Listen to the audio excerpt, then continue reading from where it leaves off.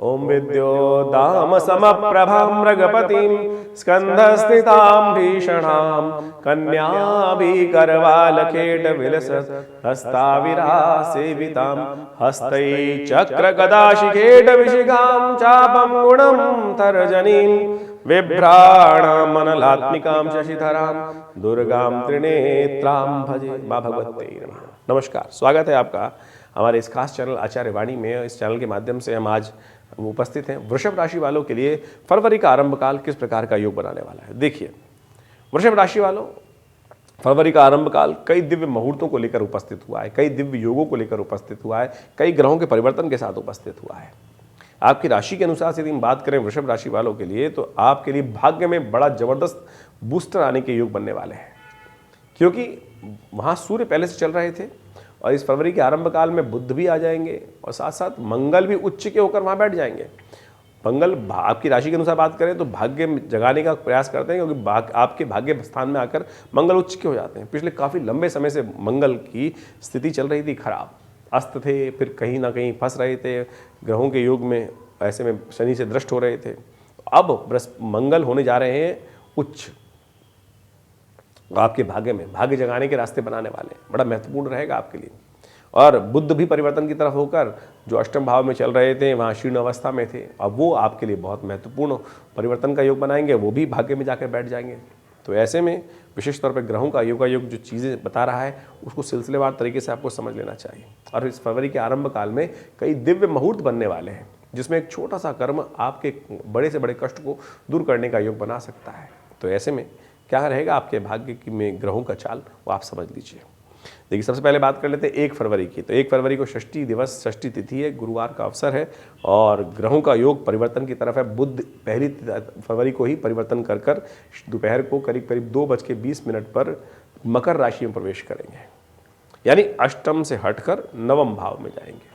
अष्टम का भाव कष्ट वाला भाव, चीज़ों को ऑर्गेनाइज करने के लिए सुंदर रास्ता बनेगा। बुद्ध की बुद्धि जागेगी और विशेष तौर पर व्यावसायिक जीवन में उन्नति के योग सुंदर तरीके से बनेंगे।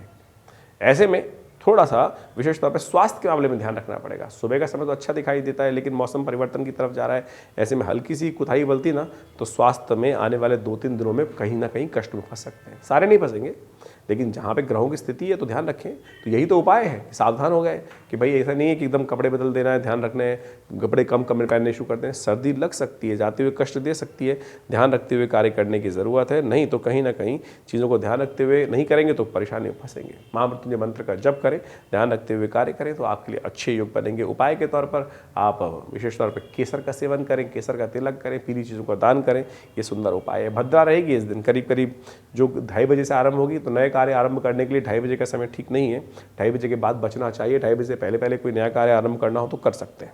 2 फरवरी को ग्रहों का योग दिखाता है सप्तमी की तिथि, शुक्रवार का अवसर, कालाष्टमी का योग बन रहा है। ऐसे में जो ग्रहों का योग है वो आपके लिए कहीं ना कहीं शत्रु पक्ष से लाभ देने के योग बना सकता है।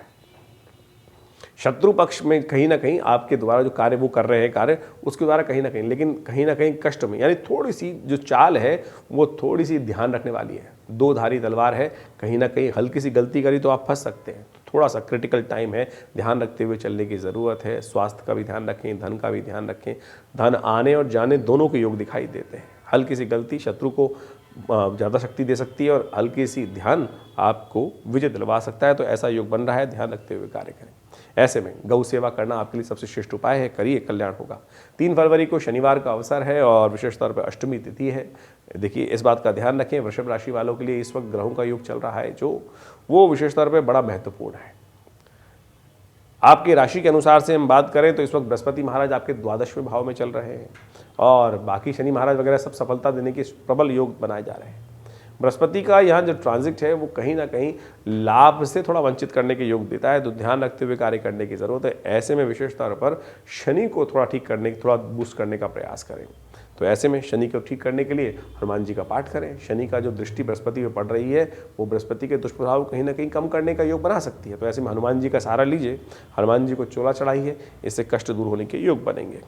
4 फरवरी को ग्रहों का योग विशेष तौर पर परिवर्तन का योग बनाएगा। रविवार का अवसर है, साथ साथ 9वीं तिथि है और सुबह करीब रात्रि में 1 बजे चंद्रमा परिवर्तन का योग बनाएंगे और ये आपके अंदर थोड़ा सा कहीं ना कहीं इंप्रूवमेंट देने के योग बनाएंगे। ऐसे में चंद्रमा को थोड़ी ताकत देने की ज़रूरत पड़ेगी, क्योंकि चंद्रमा वृश्चिक में है लेकिन आपके सप्तम भाव में जा रहे हैं। वो आपके लिए थोड़ा सा यदि चंद्रमा को आपने इंप्रूवमेंट करने का प्रयास किया तो बहुत सुंदर रहेगा। दूध का दान, चावल का दान आपके लिए बड़ा श्रेष्ठ है, इसको करके आप लाभ ले सकते हैं। 5 फरवरी को विशेष तौर पर दशमी तिथि सोमवार का अवसर है और उस दिन मंगल भी परिवर्तन की तरफ जा रहे हैं और मंगल का ये परिवर्तन भाग्य में होने जा रहा है। जो आपके नए संपर्क बने थे उन सब के द्वारा भाग्य से राजनीतिक दृष्टिकोण से नए लाभ रास्ते बनाने के योग बनाएगा यह मंगल। विशेष तौर पर आने वाले करीब करीब 1.5 महीने तक मंगल की शक्ति का सुंदर उपयोग कर सकते हैं आप। ऐसे में नित्यप्रति हनुमान जी का स्तवन करें, हनुमान जी को चूल्हा चढ़ाएं, यह आपके लिए सबसे श्रेष्ठ रहेगा। ध्यान रखते हुए इन सब कार्य करने का प्रयास कीजिए, शुभ होगा आपके लिए। बात कर लेते हैं 6 फरवरी की। तो 6 फरवरी को एकादशी तिथि है, मंगलवार का सुंदर अवसर है और आपके मंगल को भाग्य जगाने के सुंदर योग बनी गए हैं। तो ऐसे में हमने भी विवेकानंद योगाश्रम में आपके लिए सुंदर कार्यक्रम रखा है, सुंदरकांड का पाठ रखा है, यज्ञ रखा है बहुत बड़ा, और साथ साथ सवमनी का भोग भी चलेगा और साथ साथ एकादशी की तिथि है तो सुंदर तरीके से शर्तिला एकादशी का सुंदर योग है। ऐसे में ये नहीं कि आप यथाउचित अपनी सामर्थ्य के अनुसार से तिल का दान, तिल का विशेष तौर पर हवन में प्रयोग, ये सब चूज करने का प्रयास कीजिए। तिल का भक्षण, तिल का द्वारा भगवान को अर्पण करने का प्रयास कीजिए। तो 6 प्रकार से तिल का उपयोग करना बड़ा कल्याणकारी रहेगा। और ये समस्त प्रकार से आपकी राशि के अनुसार से चंद्रमा भी परिवर्तन की तरफ धनु राशि में पहुंच गए हैं और ये आपके लिए बृहस्पति की दृष्टि चंद्रमा में पड़ रही है, तो आपके लिए थोड़ा सा अच्छा इंप्रूवमेंट करने का योग बना रहा है। तो उसका लाभ आप हिम्मत के साथ लेने का प्रयास कीजिए, पॉजिटिव कुछ ना कुछ चेंजेस होने के योग बन सकते हैं। 7 फरवरी को द्वादशी तिथि है और साथ साथ बुधवार का अवसर प्रदोष की योग बढ़ गया है। ऐसे में जैसा हमने कहा आपको कि इस वक्त बृहस्पति महाराज थोड़े से क्षीण चल रहे हैं और बृहस्पति और बुध दोनों बुद्धि के स्वामी माने जाते हैं और बृहस्पति की शक्ति को बढ़ाने के लिए इस वक्त आपको इस प्रदोष का सुंदर उपयोग करने का प्रयास करना चाहिए। हमें 3 महीने बृहस्पति यही रहने वाले हैं और ऐसे में बृहस्पति को शुभ लाभ देने के लिए आपको प्रदोष का योग अवश्य त्याग कर लेने का प्रयास करना चाहिए। ऐसे में भगवान का विशेष तौर पर दूध के द्वारा उनका अभिषेक, इच्छू रस के द्वारा भगवान का अभिषेक साथ साथ करेंगे तो बहुत सुंदर योग बनेंगे। बच्चों का एग्जाम आने वाला है, ध्यान रखिएगा। ऐसे में बुध प्रदोष बहुत विशेष बन रहा है। विशेष तौर पर बुद्धि के संबंध में और साथ साथ एग्जाम के संबंध में सफलता देने के लिए यदि दही के द्वारा, विजय रस के द्वारा भगवान का अभिषेक किया जाए तो बच्चों के जीवन में भी कल्याण के योग बनते हैं, विजय के योग बनते हैं, सफलता के योग बनते हैं। और एग्जाम से पहले ये प्रदोष का योग बन रहा है, बुध प्रदोष का, तो शाम को सूर्यास्त के बाद 40 मिनट के लिए सुंदर योग बनेगा। तो कोशिश ये करें भगवान शंकर का यथाउचित प्रभाव से रुद्राभिषेक करने का प्रयास कीजिए, कल्याण होगा। 8 फरवरी को ग्रहों का योग जा रहा है परिवर्तन की तरफ।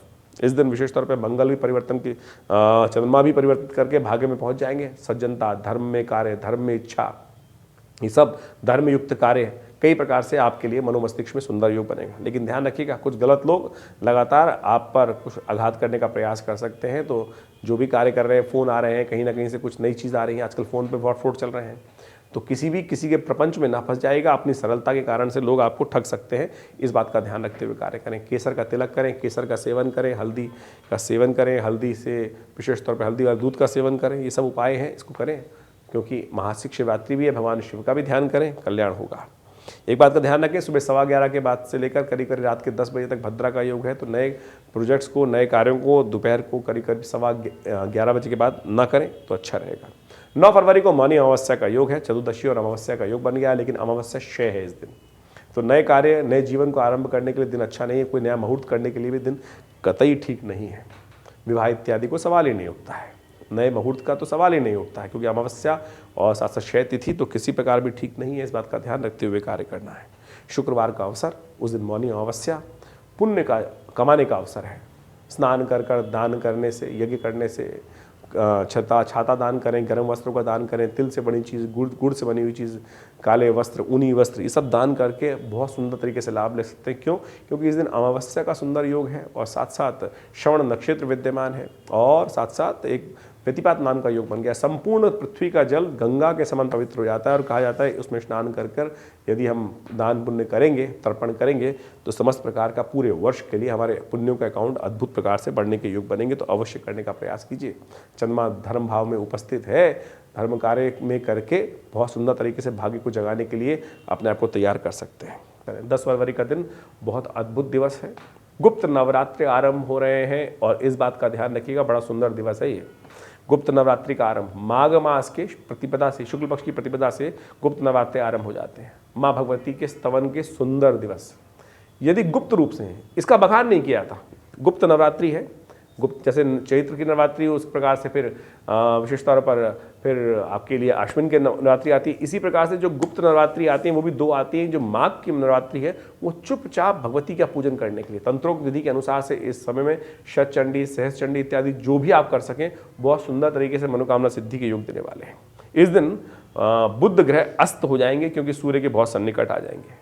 तो हमने भी विवेकानंद योगाश्रम में सुंदर तरीके से कार्य करने का प्रयास किया है। इस दिन सहस्त्रचंडी का सुंदर कार्यक्रम रखा गया आश्रम की तरफ से और वहाँ गुप्त नवरात्रि का विशेष यज्ञ रहेगा। आप भी उस यज्ञ में सम्मिलित होने के लिए सुंदर कार्य कर सकते हैं। हमारे आश्रम में माँ भगवती का चमत्कारी शिव विग्रह उपस्थित है जो 1947 में मुल्तान से आया। 500 साल पुराना भगवती का चमत्कारी शिव विग्रह है और उनके सानिध्य में ही आश्रम में सुंदर व्यवस्था की गई है कि जो गुप्त नवरात्रि का विशेष यज्ञ हर वर्ष की भांति रहेगा। आप भी उसमें सम्मिलित होकर माँ भगवती के श्री चरणों में आनंद से कुछ श्रद्धा के सुमन अर्पित कर सकते हैं। 9 दिन तक ये विशेष यज्ञ आश्रम पर चलने वाला है। आप सब बहुत सारे लोग आश्रम के साथ जुड़े हुए हैं वो इसका लाभ लेते रहे और जो लोग नए हैं वह माँ भगवती के इस यज्ञ में सुंदर तरीके से सम्मिलित होकर अपने नाम से स्थान आरक्षित कर जो लोग इस यज्ञ में अपने स्थान को आरक्षित करना चाहते हैं तो उपयुक्त ब्राह्मणों के द्वारा वो सुंदर यज्ञ की व्यवस्था रहेगी। आप अपने इन फ़ोन नंबर पर संपर्क कर अपने स्थान को आरक्षित कर सकते हैं। ये संस्थान हमारा विवेकानंद योग आश्रम पिछले करीब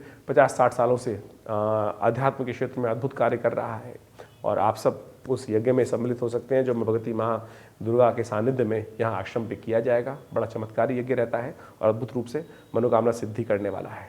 धन्यवाद।